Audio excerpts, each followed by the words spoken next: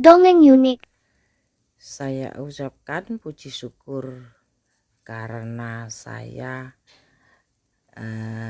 tadi malam kemungkinan sedang terbangkitnya energi alami salah satu jiwa-jiwa yang ingin terpilih.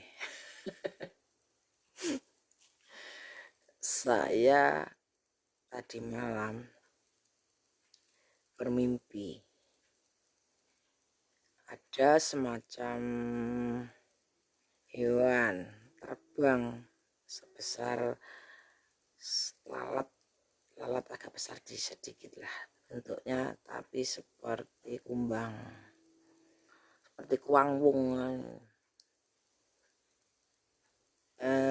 kecil bentuknya tapi selalat. Nggak tahu itu hewan apa, saya belum pernah melihatnya. Dan di dalam mimpi tersebut saya seakan-akan menangkap hewan tersebut yang seperti mengganggu ya. Seharian saya kemarin tuh memang seperti terganggu, ada seperti hewan kecil tapi dicari nggak ada. Dan dalam mimpi pun mungkin terbawa dalam mimpi ya saya, sehingga hewan tersebut pun terbang-terbang di atas saya. Dan dalam mimpi itu saya menangkap hewan tersebut, set gitu. Lalu saya terbangun. Tapi kenyataannya saya memang benar-benar memegang hewan tersebut seperti dalam mimpi. Lalu saya mencari plastik segera karena hewan tersebut bergerak-gerak ya. Saya masukkan plastik ini. Ya, saya simpan. Saya mengasumsikan itu adalah paparan energi sang Satrio Piningit yang dipancarkan untuk para jiwa terpilih atau jiwa-jiwa dengan niat-niat baik yang mungkin dipercaya untuk nanti di jagat anyar. Saya pede saja merasa seperti itu karena saya juga tidak pernah merugikan orang lain, tidak pernah dengan sengaja menyakiti orang lain kalau mereka tidak menyakiti saya duluan. Saya nggak munafik, saya juga ingin menyakiti orang-orang yang suka menyakiti saya. Itu jiwa yang tersembunyi di dalam saya, karena jiwa melawan, berperang, memerangi para toksik itu menancap dari dulu menjadi jiwa saya. Tidak mau dijajah, ditekan-tekan dan dikuasai seenaknya orang-orang manusia kadang yang berpura-pura baik karena ada maksud atau dan sebagainya. Saya menganggap hal tersebut juga demi menjaga kerendahan hati saya agar tidak kemerasaan seperti yang saya pikirkan, karena orang-orang tersebut itu terlalu kemerasaan. Tapi seringkali justru saya yang dituduh yang kemerasaan. Saya sering ditertawakan orang. Sok benar, gue ngakak, itu biasa saya. Seperti itu. Seperti halnya di awal-awal saat saya membuka YouTube, orang-orang terus dengar saya seakan mau menertawakan saya. Jadi apa-apa. Setelah saya ada hasil, maksudnya meskipun belum ya berhasil ada resmi jadi seorang YouTuber, mereka sedikit lumayan merendahkan kesombongan mereka dengan pura-pura mendukung. Tapi saya ya oke-oke aja, enggak masalah. Penting tidak merecoki saya lagi, tapi tidak ada yang merubah di dalam hati saya. Pandangan semula yang tidak hanya sebentar saja. Saya juga syukur tidak syukur. Sudahlah saudara, saya intinya dari kecil sampai sekarang penentangan terhadap saya itu nyata sekali. Hal apapun dilawan, mereka seakan-akan latah ingin menentang saya, padahal saya tidak melakukan apapun. Tapi seakan-akan orang sekitar itu mencerca saya, seakan-akan takut saya ini ada power. Justru karena itu saya merasa mungkin karena energi saya lebih besar dari mereka, sehingga mereka merasa terancam. Orang-orang penuh ambisi dan licik itu, kalau sebaiknya saya memang ini sudah jalan saya. Pembelajaran yang akan saya wadarkan hari ini bagi yang purun kemauan, mengkritisi sensitivitas diri sendiri, apa kemampuan kita dalam berkonsentrasi dan menentukan jalan untuk menjadi keputusan selanjutnya. Sepertinya energi sang SP semakin kencang ya sederek. Mungkin sang SP sedang mengaktifkan mode dinding energinya kepada para kesatria-kesatria terpilih atau para jiwa-jiwa terpilih, para pekerja cahaya atau pekerja energi dipancarkan. Jadi kita terkoneksi atau terpapar energi beliau, sehingga kita akan lebih sensitif menangkap gejolak alam atau dengan mengendalikan energi dari emosi, energi emosi rendah maupun tinggi, yaitu dengan dibuat emosi yang sedemikian rupa melalui cara kerja energi sang SP menika dalam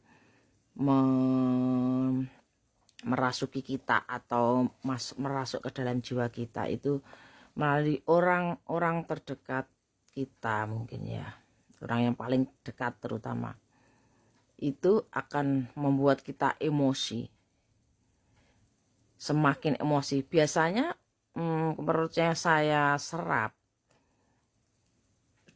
para jiwa terpilih mereka mendapat pertentangan atau sering pengeyelan dari orang-orang terdekat. Mungkin karena orang terdekat itu tidak kuat menerima energi yang terlalu tinggi ya biasanya, sehingga yang kegeeran menjadi sang terpilihnya atau jiwa terpilihnya biasanya orang terdekat menikah.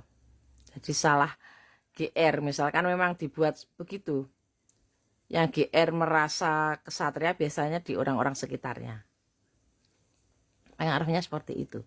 Sedangkan tuntutan yang diharapkan dari sang pekerja cahaya, pekerja energi menika adalah mengajarkan untuk menjadi lebih meleremkan emosinya.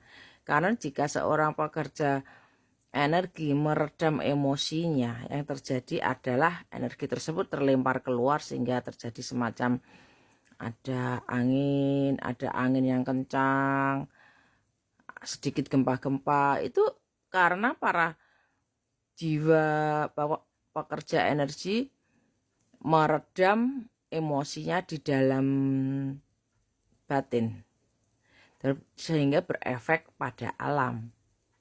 Beda halnya bagi para pekerja energi yang apa adanya, karena tahu cara kerja energi, saat mereka dihantam oleh orang sekitarnya yang membuat mereka emosi, dia loskan emosinya agar tidak mengenai alam. dia mengorbankan diri dengan misalkan bertengkar, otot-ototan, gontok-gontokan, semacam itu. Karena para toksik, para nyinyir itu sangat lekat pada diri mereka, sederek. Sangat menyebalkan dan bagi yang tahu akan hal itu, para pekerja cahaya pasti tahu. Cara-carane wong Jawa kalau ngarani itu diolor ususe. Mereka sangat dekat dengan orang-orang yang toksik, manipulatif, seperti itu. Mereka yang merasa dirinya lebih pantas menjadi orang terpilih, semacam itu, sedikit saja merasa keluhannya, misalkan itu seakan-akan dimandik-mandik, diabot-abot, ambukan dawa digai-gai, semacam itu. Terusan mencela orang lain, merasa dirinya paling benar, padahal yang mereka ucapkan justru dia merasa paling benar, menganggap orang yang lawannya dianggap merasa paling benar. Dia tidak sadar sendiri bicara begitu, menunjuk orang lain, padahal dia bicara tentang dirinya sendiri. Dan para pekerja energi itu sangat capek-capek, dan akhir-akhir ini karena bantuan dari energi sang terpilih meniko, sang SP meniko, sedikit terbantu, sehingga para pekerja energi tidak menekan di dalam badannya, semakin banyak mengeloskan demi ketenangan alam. Itu yang diarani tirakat para pekerja energi itu, semacam itu, sederek. Mereka selalu dihantam dengan orang-orang yang menentangnya. Pertengkaran-pertengkaran sebenarnya tidak perlu, tapi dibalik seakan-akan sang pekerja energi itu yang dianggap gak penting. Semacam sebenarnya mereka yang gak penting itu tidak kuat kepapar energi, pekerja energi. Mereka tidak kuat, sederek. Makanya seringkali mereka melenceng, merasa sok, mudah dibelokkan oleh hawa-hawa sombong, kemerasaan. Dan itu menjadi sebuah watak, dan watak itu tidak akan berubah.